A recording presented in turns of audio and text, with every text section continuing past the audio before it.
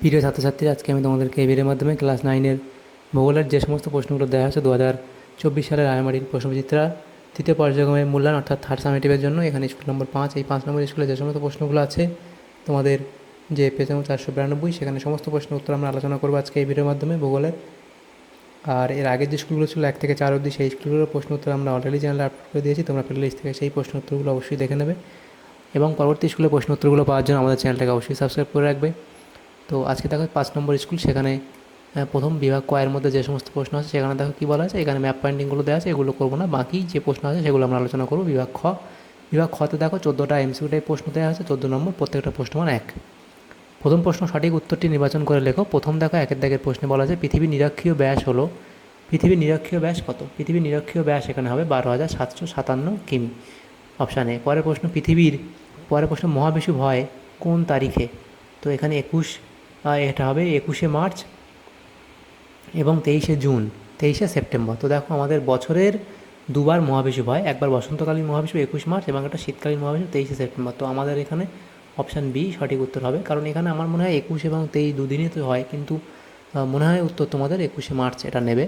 তো এটা তোমরা তো অবশ্যই তোমাদের টিচারের থেকে অবশ্যই জেনে নেবে। তৃতীয় প্রশ্ন কী বলা আছে? গ্রিনিচের সময় নির্ণায়ক ঘড়ি হলো, গ্রিনিচের সময় নির্ণায়ক ঘড়ি হলো, এটা হবে ক্রোনোমিটার, অপশান সি। তাহলে এই প্রশ্নটা হয়ে গেল। এর পরের যে প্রশ্ন আছে সেখানে দেখো কী বলা হয়েছে। পরের প্রশ্নতে এখানে আছে 4 দাগের যে প্রশ্ন পরের পেজে, ভূমধ্যসাগরের আলোক স্তম্ভ হলো, ভূমধ্যসাগরের আলোক স্তম্ভ হলো স্ট্রমলি, অপশান বি। এর পরের প্রশ্ন, অভিকর্ষের টানে আবহবিকারগ্রস্ত পদার্থ ভূমির ঢাল বেয়ে নেমে এলে তাকে কি বলে? এটা হবে পুঞ্জিত ক্ষয়। এর পরের প্রশ্ন কি বলা হয়েছে? অপসূর অবস্থান হয় কোন তারিখে? অপসূর অবস্থান হয় কোন তারিখে? সেটা হবে 4 জুলাই। এর পরের প্রশ্ন কি বলা হয়েছে দেখো, ভূ অভ্যন্তরে পরিচলন স্রোত প্রবাহের ধারণাটি দেন, সেটা হবে অপশান সি অর্থাৎ হোমস। এরপরে প্রশ্ন, 1 ডিগ্রি দ্রাঘিমার পার্থক্যে সময়ের পার্থক্য হয় কত? 4 মিনিট, অপশান বি এখানে তোমাদের সঠিক উত্তর হবে। এরপরের প্রশ্ন বলা হয়েছে দেখো, পর্বতের উপর থেকে বিশালাকার বরফের স্তূপ নেমে আসাকে বলে, এটা হবে হিমানি সম্প্রপাত, অপশান সি। তারপরের যে প্রশ্ন সেখানে বলা আছে প্রদত্ত কোনটি গচ্ছিত সম্পদের উদাহরণ? সেটা হবে কি? কয়লা হলো গচ্ছিত সম্পদের উদাহরণ। পরের প্রশ্ন বলা হয়েছে পশ্চিমবঙ্গের উচ্চতম শৃঙ্গ হলো সান্দাকফু। অ্যাটলাস হলো মানচিত্র সংকলিত বই, অপশান ডি। পরের প্রশ্ন, প্রদত্ত কোন নদীতে জোয়ার ভাটা খেলে? দেখো দামোদর, অজয়, তোরসা এবং মাতলা, এখান থেকে সঠিক উত্তর অপশান ডি অর্থাৎ কী হবে? মাতলা নদীতে। এরপরে প্রশ্ন, সবচেয়ে উৎকৃষ্ট মানের কয়লা সেটা হলো কি? অ্যানথ্রাসাইট। তাহলে এখানে অপশান এ হবে তোমাদের সঠিক উত্তর। তো এখানে দেখো যেটা এমসিকিউ টাইপ প্রশ্ন ছিল 14টা, সেটা আমরা করে নিলাম। এর পরের যে প্রশ্নগুলো আছে দেখো, পরের প্রশ্নতে কি বলা হয়েছে, পরে এখানে আমাদের শূন্যস্থান পূরণ করতে দেওয়া হয়েছে। তো শূন্যস্থান পূরণ দেখো, বিভাগ আমাদের এখানে কি আছে? বিভাগ গ এর মধ্যে যে সমস্ত শূন্যস্থান পূরণ আছে 22টা প্রশ্ন আছে টোটাল, 1 নম্বর করে। 3 দাগের প্রশ্ন, নিচের প্রশ্নগুলি নির্দেশ মতো উত্তর দাও। প্রথম প্রশ্ন, শূন্যস্থান পূরণ করো। এটা প্রথম প্রশ্ন কি বলা হয়েছে দেখো, এখানে প্রথম প্রশ্নটাতেই বলা হয়েছে যে বেডফোর্ড লেভেল পরীক্ষাটি করেন কে? এটা হবে আর ওয়ালেস। বেডফোর্ড লেভেল পরীক্ষাটি করেন আর ওয়ালেস। এর পরের যে প্রশ্ন সেখানে কি বলা হয়েছে, নিরক্ষরেখার অপর নাম কি? নিরক্ষরেখার অপর নাম হলো বিষুব রেখা। তাহলে নিরক্ষরেখার অপর নাম কি? বিষুব রেখা। এরপরে শূন্যস্থান বলা আছে মালভূমির অপর নাম হলো কি? মালভূমির অপর নাম হলো টেবিল ল্যান্ড। মালভূমির অপর নাম হলো টেবিল ল্যান্ড। পরের প্রশ্ন, অনিয়ন ওয়েদারিং প্রক্রিয়াকে আমরা ড্যাশ প্রক্রিয়া বলে থাকি? সেটাকে তোমরা বলতে পারো যে স্বল্পমোচন,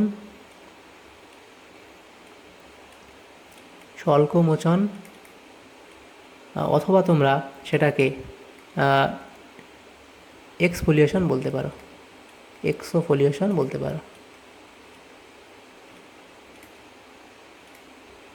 এর পরের প্রশ্ন, চীন সাগরে সৃষ্ট ঘূর্ণিঝড়ের নাম কি? এটা হলো টাইফুন। এরপরের প্রশ্ন, ময়ূরভঞ্জ লৌহখনি অঞ্চল ড্যাশ রাজ্যে অবস্থিত। ময়ূরভঞ্জ লৌহখনি অঞ্চল হচ্ছে ওড়িশা রাজ্যে অবস্থিত। তাহলে শূন্যস্থান পূরণ যেগুলো ছিল সেগুলো আমরা আলোচনা করে নিলাম। এরপরে দেখো সত্য অথবা মিথ্যা নির্ণয় করতে বলা আছে। প্রথম প্রশ্ন, পৃথিবী কী বলা আছে? পৃথিবী একটি বামন গ্রহের উদাহরণ। একটি, মিথ্যা। এরপরে প্রশ্ন, নক্ষত্র দিন অপেক্ষা সৌরদিন দীর্ঘতর। এটাও মিথ্যা। নিরক্ষীয় অঞ্চল নাতিশীতোষ্ণ মণ্ডল এর অন্তর্গত। এটাও মিথ্যা। পরের প্রশ্ন, আরোহণ প্রক্রিয়ায় ভূমির উচ্চতা বৃদ্ধি পায়। এটা সত্য। পরের প্রশ্ন, প্রস্তর চাই খণ্ডীকরণ রাসায়নিক আবহবিকারের উদাহরণ। এটা মিথ্যা। তারপরে আছে কি, ডিগবাই তৈলখনি গুজরাটে অবস্থিত। এটাও এখানে মিথ্যা বলা হয়েছে। তাহলে এখানে যে প্রশ্নগুলো ছিল সেগুলো আমরা আলোচনা করে নিলাম, সত্য মিথ্যা যেগুলো ছিল। এর পরের যে প্রশ্ন আছে সেটা দেখে নেব। দু একটি কথা উত্তর দাও। প্রথম প্রশ্ন, একটি মৃত আগ্নেয়গিরির নাম লেখো। একটি মৃত আগ্নেয়গিরির নাম এখানে লিখতে হবে। একটি মৃত আগ্নেয়গিরির নাম তোমরা লিখতে পারো ভেসুভিয়াস।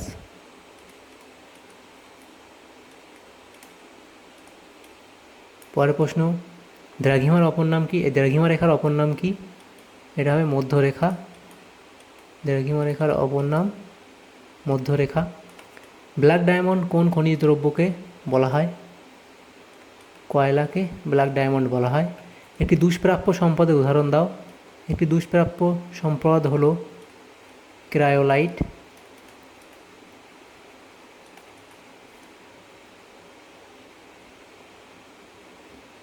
পরের প্রশ্ন কি বলা হয়েছে দেখো,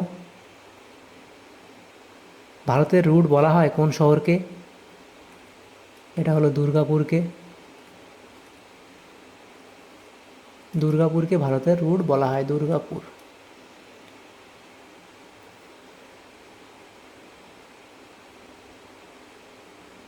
এরপরে প্রশ্ন কি বলা হয়েছে, টোপোগ্রাফিক্যাল মানচিত্রে কোন রেখা দ্বারা উচ্চতা বোঝা যায়? কোন রেখা দ্বারা উচ্চতা বোঝা যায়? এটা হবে সমোন্নতি রেখা।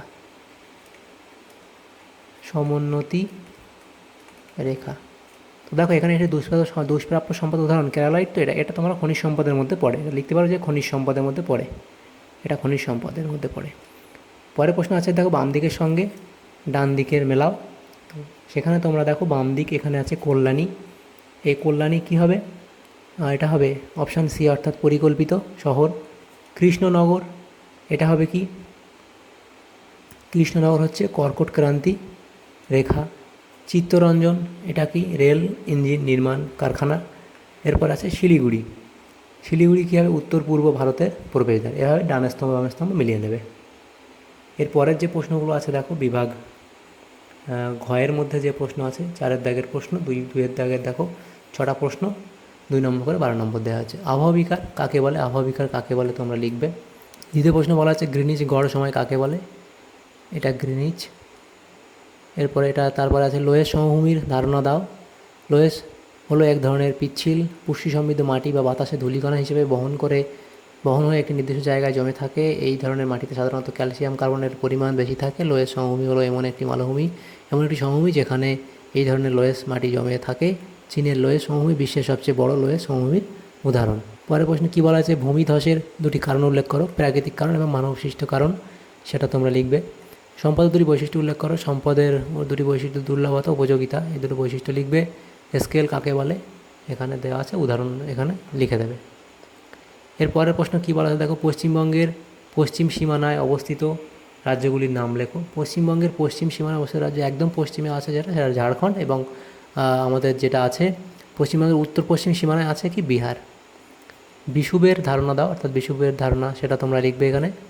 এটা হচ্ছে বিভাগ উঙা। সেখানে 5-এর দাগের প্রশ্ন, জিপিএস এর ব্যবহার উল্লেখ করো। গ্লোবাল পজিশনিং সিস্টেম হলো একটি উপগ্রহ ভিত্তিক নেভিগেশন সিস্টেম বা যা আমাদের সঠিক অবস্থান জানতে সাহায্য করে। এর ব্যবহার অসংখ্য।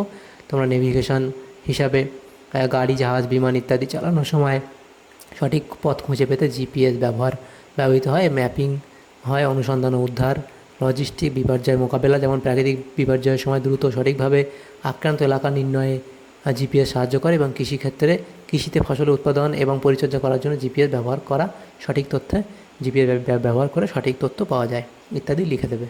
এরপরে দেখো অধিবর্ষের ধারণা দাও। অধিবর্ষের ধারণা তোমরা লিখবে। অধিবর্ষ ফেব্রুয়ারিতে 29 দিনের হয়। হ্যাঁ, সাধারণত প্রতিটি বছর 365 দিনের হয়, কিন্তু অধিবর্ষের সময় তা ঠিক 365 দিন নয়, এর থেকে কিছুটা বেশি সময় হয়। আমরা সেটাকে একটু এই সাধারণ বছরের থেকে দিন বেড়ে যায়। তো এগুলো অধিবর্ষ সম্পর্কে লিখবে।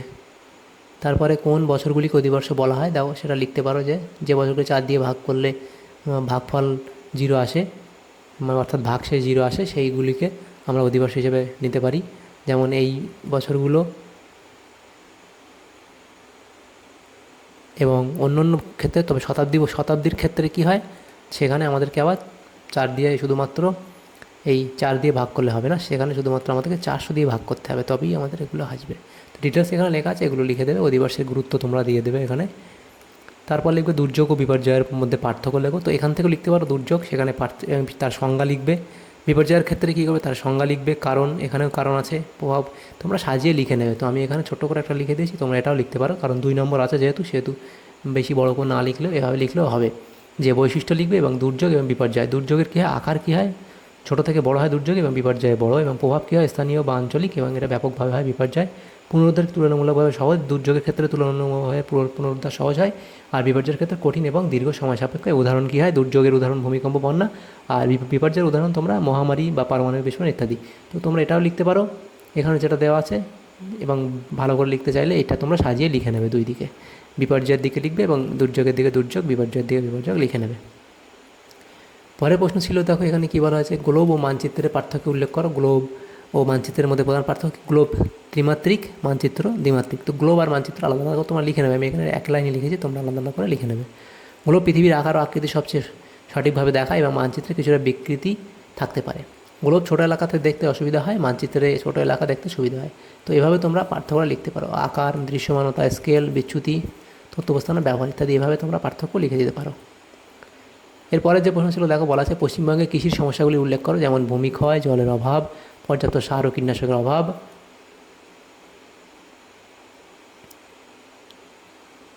বাজারজাতকরণের সমস্যা, প্রাকৃতিক দুর্যোগ, জমিদারি ব্যবস্থার অবশেষ, শ্রমিকের অভাব, আধুনিক কৃষি পদ্ধতির অভাব। 6 প্রশ্ন কী বলা আছে, অভিসারী ও প্রতিসারী। আচ্ছা, এটা প্রতিসারী পাত সীমানার তুলনামূলক আলোচনা করো। তো এগুলো পাত হবে, অভিসারী পাত সীমা এবং অপসারী এবং প্রতিসারী পাত সীমা। তো এভাবে তোমরা যে তুলনামূলক এভাবে করতে পারো, অথবা তোমরা তুলনা এভাবেও করতে পারো। যেমন বৈশিষ্ট্য লিখবে, এভাবে দাগ দিয়ে লিখবে যে বৈশিষ্ট্য, এভাবে তোমরা করতে পারো। এটা অভিসারী পাত সীমানা হবে, স্পেলিং মিস্টেক হয়েছে। বৈশিষ্ট্য, অভিসারী পাত সীমা এবং প্রতিসারী পাত সীমায় ওই পাতের ভূপ্রকৃতি এবং উদাহরণ, এভাবে তোমরা লিখতে পারো, তুলনা করতে পারো, বা এভাবেও তোমরা করতে পারো, লিখে নেবে এটা। পরে দেখো বিভাগ চ, সেখানে 6 প্রশ্ন ছিল। প্রত্যেকটা প্রশ্নমান এখানে 4 নম্বর করে, এই 5 নম্বর করে 4টে প্রশ্ন উত্তর করতে বলা হচ্ছে। পশ্চিমবঙ্গের মালভূমি অঞ্চলের বিস্তৃত ব্যাখ্যা দাও। মূল বৈশিষ্ট্য, পর্বতমালা, উচ্চতা, ঢাল, নদী, বন, জলবায়ু, বৃষ্টি ইত্যাদি। এবং মালভূমি অঞ্চলের গুরুত্ব তোমরা লিখবে। জলবিদ্যুৎ উৎপাদন, পর্যটন, চা বাগান, জৈব বৈচিত্র্য ইত্যাদি, সমস্যা, ভূমিধস, বনধস এবং পরিবহন ব্যবস্থা ইত্যাদি। এভাবে তোমরা বিস্তারিত ব্যাখ্যা লিখে দেবে। এবং এর পরের যে প্রশ্নগুলো আছে, দেখো পরের প্রশ্নতে কী বলা আছে, দার্জিলিংয়ে উন্নত মানের চা চাষ হয় কেন। তো ভৌগোলিক অবস্থান, সেখানে উচ্চতা, ঢালু জমি আছে। জলবায়ু ক্ষেত্রে কী হয়, আর্দ্রতা, তাপমাত্রা সেখানে চা চাষের জন্য উপযোগী। চাষ পদ্ধতি, ঐতিহ্যবাহী পদ্ধতি এবং জৈব পদ্ধতি। মাটি, সেখানকার লাল মাটির জন্য চা সেখানে ভালো হয়। অন্যান্য কারণ, চা জাত এবং চা তৈরির পদ্ধতি। এই বিষয়গুলো তোমরা দার্জিলিংয়ে উন্নত মানের চা চাষ হয় কেন, এই বিষয়গুলো তোমরা লিখে দেবে। এর পরের যে প্রশ্ন ছিল, সেখানে কি বলা আছে, দেখো পরের প্রশ্নতে আছে অপরিচালিত শক্তি সুবিধা অসুবিধাগুলি লেখো। অপরিচালিত শক্তি সুবিধা বলে লিখবে, নিরন্তর পাওয়া যায় সেটা, পরিবেশ বান্ধব হয় এগুলো, এবং দূষণমুক্ত হয়, অর্থাৎ অপরিচালিত শক্তিগুলো দূষণ ঘটায় না। স্থানীয় উপাদান, অর্থাৎ দূষণমুক্ত, অর্থাৎ আগে যেমন জীবাশ্ম বেশি দূষণ ঘটায়, কিন্তু এগুলো তত দূষণ ঘটায় না অপরিচালিত শক্তিগুলো। অর্থনৈতিক সুযোগ সুবিধা সেটা লিখবে। এবং এখানে অসুবিধা কি, প্রাথমিক বিনিয়োগ অনেক বেশি হয়, প্রযুক্তিগত সীমাবদ্ধতা, অনিয়মিততা, জমি ব্যবহার এবং শক্তি সঞ্চয় ইত্যাদি সুবিধা এবং অসুবিধা লেখা আছে, লিখে নেবে। পুরো ভারতে অধিক সংখ্যক তাপবিদ্যুৎ কেন্দ্র গড়ে ওঠার কারণসমূহ আলোচনা করো। তো ভৌগোলিক অবস্থান ও প্রাকৃতিক সম্পদ, কয়লার প্রচুরতা, সেখানে কয়লা বেশি পাওয়া যায়। নদী ব্যবস্থা, অর্থনৈতিক কারণ, শিল্পায়ন এবং তোমরা লিখবে জনসংখ্যা ঘনত্ব লিখবে। যে পুরো ভারতে পূর্ব ভারতে জনসংখ্যার ঘনত্ব, পূর্ব ভারতে জনসংখ্যা ঘনত্ব বেশি, বর্ধিত জনসংখ্যার চাহিদা মেটাতে বিদ্যুৎ উৎপাদন বাড়ানো জরুরি। তো এরপরের যে প্রশ্ন ছিল সেখানে দেখো কী বলা আছে, এই প্রশ্নের পরের পাঠ, অর্থাৎ পরবর্তীগুলো লিখবে। পরিবহন ব্যবস্থা, রেল ও সড়ক যোগাযোগ, ঐতিহাসিক কারণ, ব্রিটিশ শাসনকাল, সেখানে সমস্যা ও চ্যালেঞ্জ, পরিবেশ দূষণ, জল দূষণ, স্বাস্থ্য ইত্যাদি পয়েন্টগুলো লিখে দেবে। পরের প্রশ্ন ছিল যান্ত্রিক আবহাওয়া বিকারের 3টি প্রক্রিয়া ব্যাখ্যা করো। সেখানে তাপীয় আবহাওয়া বিকার, প্রক্রিয়া উদাহরণ, মরচে পড়া, প্রক্রিয়া উদাহরণ, লবণ ক্রিয়ার ফলে, অর্থাৎ প্রক্রিয়া উদাহরণ, এবং হিমায়িত স্ফীতি, সেখানে ডিটেলস সেটা লিখে দেবে। এবং যান্ত্রিক আবহাওয়া বিকারের গুরুত্ব তোমরা লিখতে পারো, ভূমিরূপ গঠন, মাটি গঠন এবং অবক্ষেপণ। পরের প্রশ্ন, মানব জীবনে পর্বতের প্রভাব আলোচনা করো। অর্থনৈতিক প্রভাব, খনিজ সম্পদ, জলবিদ্যুৎ, পর্যটন, কৃষি ইত্যাদি। পরিবেশগত প্রভাব, জল সংরক্ষণ, জীববৈচিত্র্য, জলবায়ু নিয়ন্ত্রণ। পরে আছে সাংস্কৃতিক প্রভাব, জীবনযাত্রা, ঐতিহ্য, সংস্কৃতি, প্রাকৃতিক দুর্যোগ, ভূমিধস এবং বাঁধ ভাঙা ইত্যাদি। তোমরা মানব জীবনে পর্বতের প্রভাব তোমরা এভাবে আলোচনা করে দেবে। এরপরের যে প্রশ্ন ছিল সেখানে দেখো, এখানে এই প্রশ্নটা ছিল কি, একটা অঙ্ক দেওয়া ছিল 2012 সালে 28 ফেব্রুয়ারি রাত্রি 8টায় লন্ডনের হিথ্রো বিমানবন্দর থেকে একটি বিমান কলকাতার এটা মতো দেওয়া আছে উদ্দেশ্যে, কলকাতার উদ্দেশ্যে রওনা হয়। বিমানটি 8 ঘন্টা আকাশে ওড়ার পর ভারতীয় প্রমাণ সময় অনুযায়ী কখন ও কোন তারিখে কলকাতায় অবতরণ করবে। দেখো, বিমানটি লন্ডন থেকে কলকাতার উদ্দেশ্যে রওনা হয়েছে, 8 ঘন্টা আকাশে উড়বে সেটি লন্ডনের সময় জিএমটি অনুসারে। বিমানটি রাত 8টায় রওনা হয়েছে, ভারতীয় সময় আইএসটি লন্ডন সময়ের চেয়ে 5 ঘন্টা 30 মিনিট এগিয়ে। তাহলে কী হবে, 2012 সালের 28 ফেব্রুয়ারি রাত 8টা লন্ডন সময় থেকে 5 ঘন্টা 30 মিনিট যোগ করলে কলকাতার সময় হবে কত, 2012 সালের 29 ফেব্রুয়ারি হয়ে যাবে। কারণ 2012 সালটা কি আমাদের, এর একটা 2012 সাল হচ্ছে অধিবর্ষ, তাহলে এটা হচ্ছে অধিবর্ষ। তা অধিবর্ষতে আমাদের ফেব্রুয়ারি মাস কত দিনের হয়,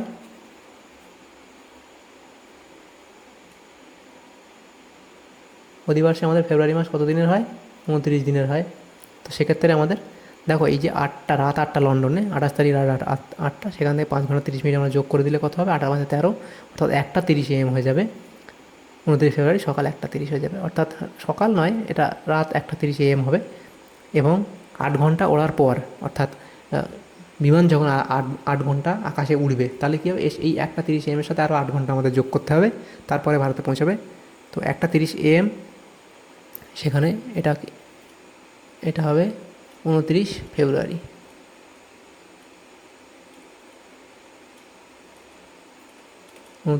2012 সালে 29 ফেব্রুয়ারি সকাল 1:30 থেকে 8 ঘন্টা যোগ করলে কলকাতার সময় হবে 2012 সালে 29 ফেব্রুয়ারি সকাল 9:30, অর্থাৎ 1:30 থেকে আরও 8 ঘন্টা যোগ করলে 9:30 হবে, অর্থাৎ সকাল 9:30। রাত 1:30 থেকে 8 ঘন্টা যোগ করলে 9:30 হয়ে যাবে সকাল।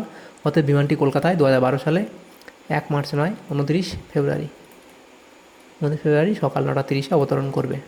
যদি এটা 2012 সালের জায়গায় 2011 সাল হতো বা 13 সাল হতো, তাহলে কিন্তু আমাদের এখানে 29 ফেব্রুয়ারি আর হতো না, তাহলে 1 মার্চ এটাই হতো। তো এভাবে অঙ্কটা করে নিতে হবে তোমাদের। তাহলে দেখো, এখানে আমাদের যে 5 নম্বর স্কুলে ভূগোলের যে সমস্ত প্রশ্নগুলো ছিল, সমস্ত প্রশ্ন উত্তর আমরা আলোচনা করলাম। তো ভিডিওটা যদি তোমাদের সামান্যতম উপকার এসে থাকে, অবশ্যই একটা লাইক করবে, এবং যদি তোমরা চ্যানেলে নতুন হয়ে থাকে অবশ্যই চ্যানেলটাকে সাবস্ক্রাইব করে রাখবে পরবর্তী স্কুলের প্রশ্ন উত্তরগুলো পাওয়ার জন্য। Thanks for watching.